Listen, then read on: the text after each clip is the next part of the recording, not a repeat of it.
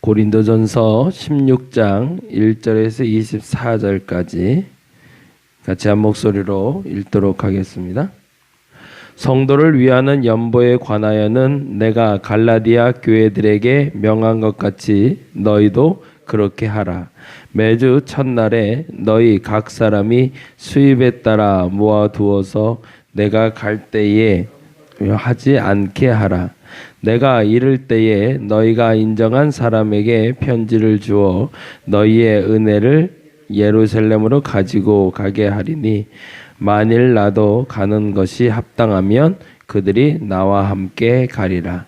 내가 마게도냐를 지날 터이니 마게도냐를 지난 후에 너희에게 가서 혹 너희와 함께 머물며 겨울을 지낼 듯도 하니 이는 너희가 나를 내가 갈 곳으로 보내어 주게 하려 함이라. 이제는 지나는 길에 너희 보기를 원하지 아니하노니 이는 만일 주께서 허락하시면 얼마 동안 너희와 함께 머물기를 바람이라. 내가 오순절까지 예루살렘에 머물려 함은 내가 광대하고 유효한 문이 열렸으나 대적하는 자가 많음이라. 디모데가 이르거든 너희는 조심하여 그로 두려움이 없이 너희 가운데 있게 하라. 이는 그도 나와 같이 주의 일을 힘쓰는 자임이라. 그러므로 누구든지 그를 멸시하지 말고 평안히 보내어 내게로 오게 하라. 나는 그가 형제들과 함께 오기를 기다리노라. 형제 아볼로에 대하여는 그에게 형제들과 함께 너희에게 가라고 내가 많이 권하였으되 지금은 갈 뜻이 전혀 없으나 기회가 있으면 가리라. 깨어 믿음에 굳게 서서 남자답게 강건하라. 너희 모든 일을 사랑으로 행하라. 형제들아, 스데바나의 집은 곧 아가야의 첫 열매요 또 성도 섬기기로 작정한 줄을 너희가 아는지라. 내가 너희를 권하노니 이 같은 사람들과 또 함께 일하며 수고하는 모든 사람에게 순종하라. 내가 스데바나와 부드나도와 아가이고와 온 것을 기뻐하노니 그들이 너희의 부족한 것을 채웠음이라. 그들이 나와 너희 마음을 시원하게 하였으니 그러므로 너희는 이런 사람들을 알아주라. 아시아의 교회들이 너희에게 문안하고 아굴라와 브리스가와 그 집에 있는 교회가 주 안에서 너희에게 간절히 문안하고 너희 모든 형제도 너희에게 문안하니 너희는 거룩하게 입맞춤으로 서로 문안하라. 나 바울은 친필로 너희에게 문안하노니 만일 누구든지 주를 사랑하지 아니하면 저주를 받을지어다. 우리 주여 오시옵소서. 주 예수 그리스도의 은혜가 너희와 함께하고 나의 사랑이 그리스도 예수 안에서 너희 무리와 함께 할지어다. 아멘. 아멘. 오늘로 이제 고린도전서 말씀 마치고요. 내일부터 고린도후서 말씀 들어갑니다. 그리고 고린도후서 2장 말씀을 주일날 같이 나누게 됩니다. 눈물의 편지에 대해서 같이 좀 이야기를 나누려고 하는데요.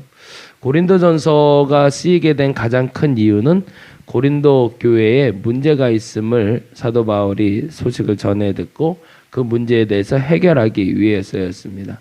그래서 크게 세 가지의 문제가 있었죠. 분쟁에 대한 문제가 있었고 음행에 대한 도덕적인 문제가 있었고 예배에 대한 문제가 있었습니다. 그래서 이 세 가지의 문제에 대한 해결점으로 편지를 쓰게 됐고 그 편지가 바로 고린도전서였습니다. 그래서 이 고린도전서를 쓸 때까지만 해도 사도 바울과 고린도 교인과의 관계가 참 좋았어요. 좋았기 때문에 혼낼 수도 있는 거죠. 좋지 않으면 혼낼 수도 없는데 좋은 관계이기 때문에 이물 없이 필요한 얘기들을 솔직하게 가감없이 할 수 있었던 겁니다. 근데 그 중에 하나가 더 붙어야 되는 것이 있었는데 그게 바로 연보의 문제였습니다. AD 44년경부터 극심한 기근이 예루살렘에 닥쳤다고 합니다. 그래서 한 3, 4년 동안 비가 한 방울도 오지 않는 그러한 일이 벌어져서 예루살렘 교회 전체가 굉장히 어려워졌었나 봐요. 그러자 사도 바울을 통해서 예루살렘 교회가 도움을 요청을 했고 사도 바울이 전도 여행을 통해서 연보를 받아다가 예루살렘 교회에 전달하는 역할을 하게 됩니다. 그래서 그 비용이 굉장히 많았던 것 같아요. 그래서 그 원칙에 대해서 이제 고린도전서를 통해서 이야기하고 있는데, 예표로 이제 갈라디아 교회나 마게도니아 사람들이 어떻게 돕는지에 대해서 설명을 하면서 너희도 이러한 마음으로 연보를 했으면 좋겠다라는 마음을 지금 전달해주고 있습니다. 연보라고 말할 때 이 연보의 단어의 어원은 사실은 이방인에게 제물을 드리던 헌금에 대한 어원을 가지고 있습니다. 그러니까 본인의 물건 중에 모아서 이방 신에게 제물로 바치던 그 헌물의 연보라는 단어를 썼는데, 사도 바울이 왜 그 뉘앙스를 가진 단어를 썼기에 됐는지는 잘 모르겠지만 아마도 이방인 그리스도인들이기 때문에 신에게 드리는 예물이라는 개념으로 해서 그 구제 헌금으로 사용하기 위한 방편이 아니었나라고 학자들은 생각을 합니다. 헌금을 할 때 원칙이 있어야겠죠. 제 개인적으로 생각하는 원칙은 첫 번째는 두렙돈의 법칙입니다. 여러분이 그거는 한번 되새김해 보시면 좋겠는데요. 헌금은 두렙돈의 법칙으로 드려져야 됩니다. 그건 무슨 말이냐면 약해서 드려진 헌금과 악해서 드려진 헌금을 구별할 수 있어야 된다는 겁니다. 똑같은 두 렙돈을 드렸을 때 어떤 사람의 두 렙돈은 약해서 드린 헌금이기 때문에 귀하게 사용되지만, 어떤 사람의 두 렙돈은 악하게 드렸기 때문에 죄로 정죄될 수 있다는 얘기입니다. 성경에서 말할 때 죄의 다양한 모습들이 나타나는데 그 중에 또 하나의 모습이 인색함입니다. 헌금을 할 때 그 헌금의 마음이 여러분이 인색함으로 하고 있는지, 약함에도 불구하고 소중하게 하고 있는지를 먼저 점검해 보시면 좋겠습니다. 그래서 이 두렙돈의 법칙이 여러분의 헌금의 기준이 되었으면 좋겠어요. 또 하나의 법칙은 만나의 법칙입니다. 최선을 다해서 우리가 일하는 것이 먼저입니다. 그리고 최선을 다해서 하나님께 드리는 것도 원칙입니다. 근데 그 기준은 내 수준에 맞게라는 것이 만나의 원칙입니다. 만나의 원칙에서는 약한 자들을 위해서 오히려 강한 자, 그리고 더 많이 거둘 수 있는 사람들이 더 많이 걷어갈 수 있도록 도와줬습니다. 그래서 형평성에 어긋날 만큼 만나는 어떤 사람은 5인분을 가져갈 때도 있었고 어떤 사람은 한 사람분을 가져갈 수도 있었습니다. 그게 하나님의 은혜의 공급의 원칙이었습니다. 모든 사람에게 물질을 똑같이 나눠주는 공산주의적인 법칙을 말하는 것이 아닙니다. 일괄적으로 농사를 했을 때 뭐 말 그대로 100명이 거뒀기 때문에 100명에게 똑같이 100분의 1로 나눠주는 법칙이 아니라 능력만큼 가져가게 하는 것이 하나님의 법칙입니다. 물질도 마찬가지라는 거죠. 그래서 부유한 그리스도인도 당연히 있을 수 있고, 그리고 가난한 그리스도인들도 있을 수 있다라는 게 만나의 원칙입니다. 근데 보다 정확한 원칙이 나타나는 것이 바로 오늘 16장 2절 말씀인데요. 16장. 네. 16장 1절부터 보도록 합니다. 성도를 위하는 연보에 관하여는 내가 갈라디아 교회들에게 명한 것 같이 너희도 그렇게 하라라고 얘기합니다. 아마도 갈라디아 교회는 말로 전달을 했던 것 같고요. 2절 말씀 같이 한번 읽어봅니다. 2절 읽겠습니다. 시작.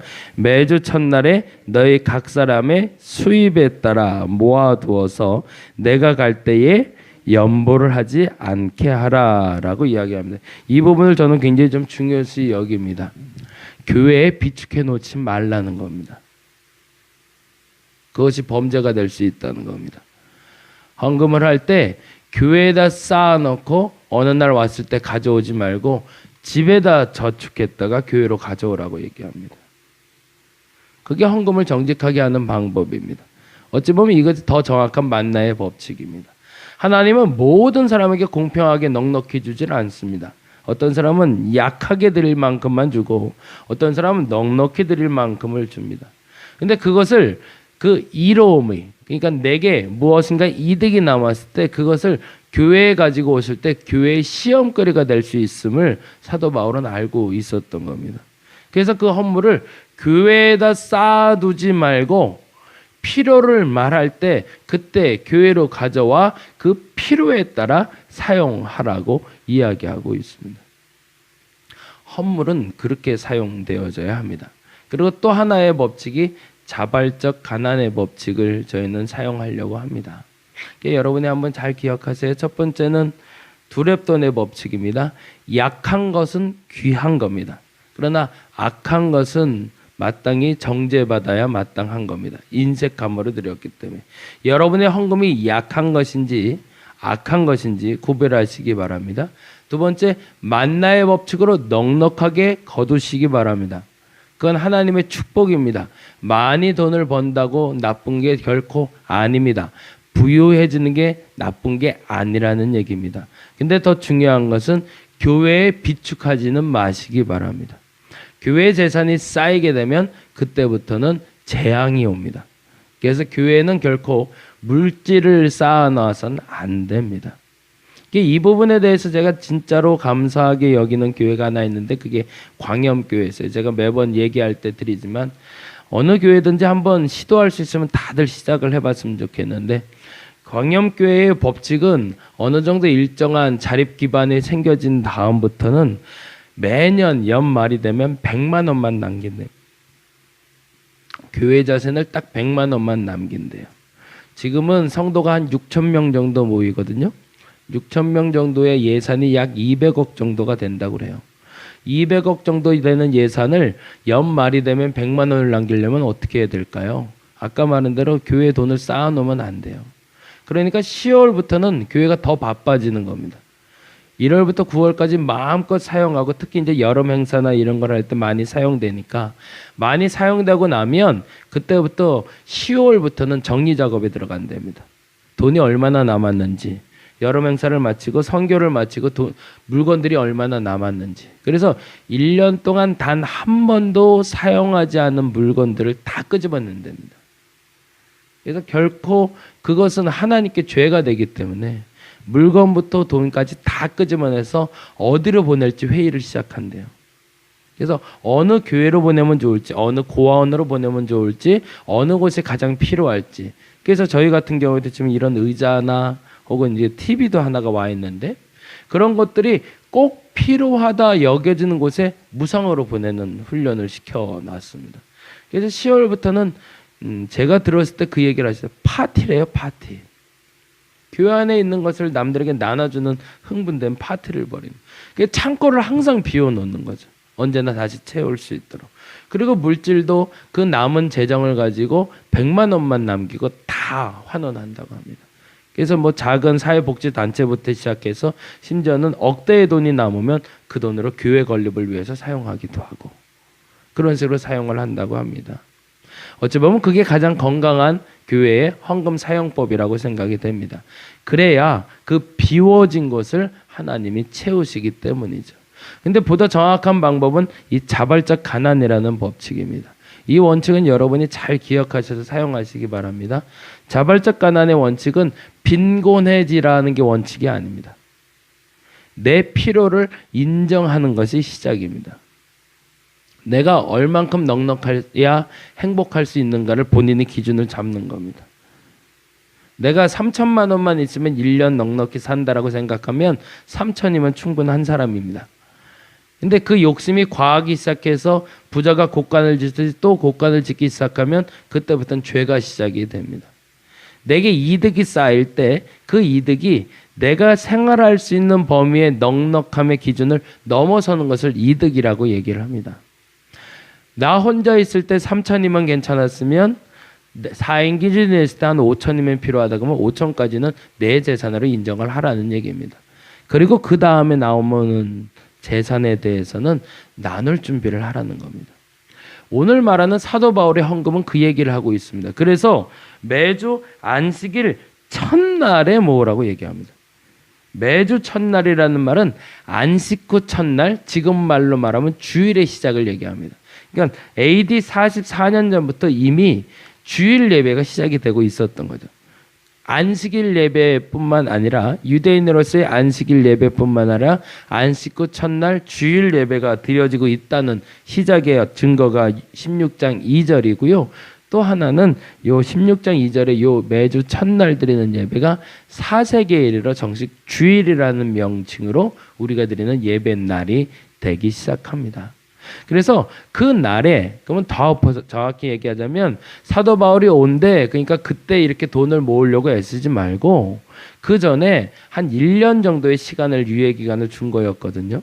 그 기간 동안 조금씩 이득이 취해지는 대로, 아까 말한 대로 내가 필요한 거 채우고 그 다음에 조금 더 이득이 생겼을 때 그 이득에 대해서 1,000원이 됐든 500원이 됐든 100원이 됐든 너희들의 형편에 따라 모아 놓으라는 겁니다. 그리고 언제 가져와라? 내가 가서 가지고 갈 때 가지고 오라고 이야기를 하고 있습니다.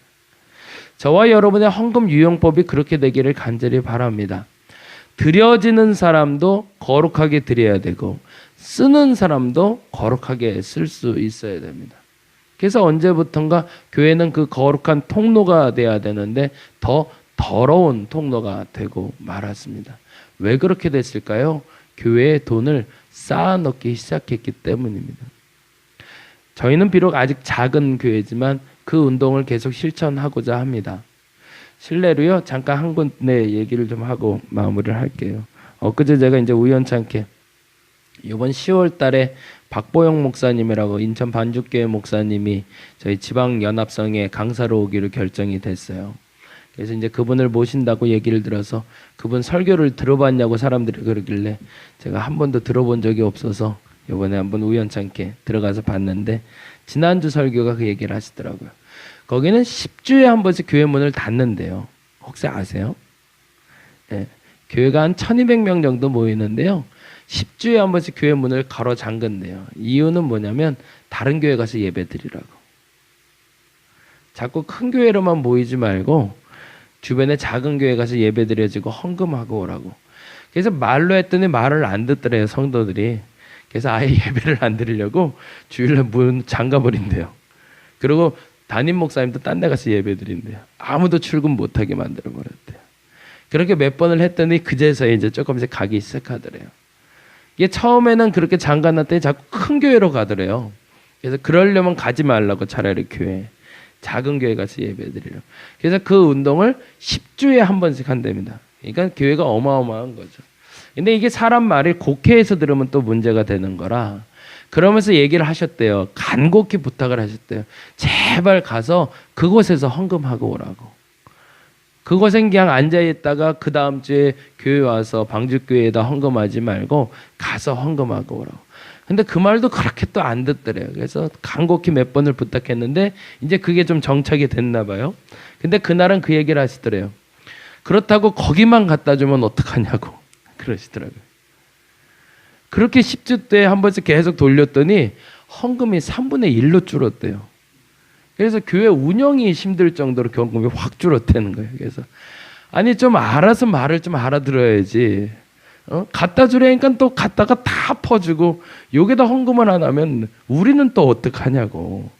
그걸 좀 알아서 지혜롭게 좀, 내가 언제 헌금 얘기한 적 있냐고, 좀 헌금 좀 지혜롭게 해달라고 부탁하는 설교를 하시더라고요. 여러분, 어떻게 하는 게 진짜 바른 헌금일까? 그 규모 있게 여러분이 지혜롭게 잘할 수 있기를 간절히 바랍니다. 목회자의 그 심정이 어떤 마음인지는 충분히 이해가 되죠. 교회 문을 걸어 잠글 만큼 독하게 마음을 먹은 이유가 뭘까? 왜 다른 교회 다 쏟아부고 와줘라라고 얘기할까? 왜 100만 원만 남기고 다 써야 된다고 얘기할까? 그 이유에 대해서 분명히 알고, 그래서 건강한 교회가 될 수 있는 가장 기초가 어찌 보면 물질에 있음을 알아서 그렇게 운영할 수 있는 저와 여러분이 되었으면 좋겠습니다. 교회는 돈 때문에 거룩해질 수 있고, 교회는 돈 때문에 더럽혀질 수 있습니다. 교회에 돈을 쌓아두게 하는 어리석음을 여러분이 범하지 않기를 바랍니다. 꼭 필요할 때 그 물질이 사용될 수 있도록 여러분의 비용을 저축해 놓으셨다가 꼭 필요한 곳에, 그래서 건강하게 사용될 수 있는, 그래서 교회가 거룩을 유지할 수 있는 저와 여러분이 되기를 간절히 바랍니다. 기도하겠습니다. 정말로 거룩하게 살아갈 수 있었는데 그 거룩한 방법을 너무너무 더럽게 사용하는 방법을 배웠습니다. 어느 날부턴가 부자가 그랬듯이 교회 창고가 생겼습니다. 그리고 그 교회 창고에 채워 넣기 시작하니 교회는 병들기 시작했고 악해지기 시작했습니다. 교회 창고를 비워야 됩니다. 그리고 때에 따라 사용할 수 있어야 됩니다. 그 지혜를 위해서 먼저 성도들이 더 지혜로워지게 하여 주옵시고, 그 물질을 사용하는 데 있어서 목회자가 얼마나 조심스럽고 신중하게 사용해야 하는지를 알게 하여 주옵소서. 교회의 건강 척도가 어떻게 하다 보니 돈이 되고 말았습니다. 그러나 어찌 보면 분명한 기준이 생긴 것에 대해서 감사드립니다. 돈이 거룩해지면 교회가 거룩해집니다. 물질에 대해서 거룩한 내가 되게 하시고 물질에 대해서 거룩한 교회가 되게 하여 주시옵소서. 오늘은 그 물질을 놓고 기도하오니 하나님 저들에게 필요만큼 채우시고 저들에게 필요만큼 헌금할 수 있는 여유도 허락하여 주시옵소서. 감사합니다. 고마우신 예수님 이름으로 기도드렸습니다. 다 같이 기도하고 돌아가도록 하겠습니다.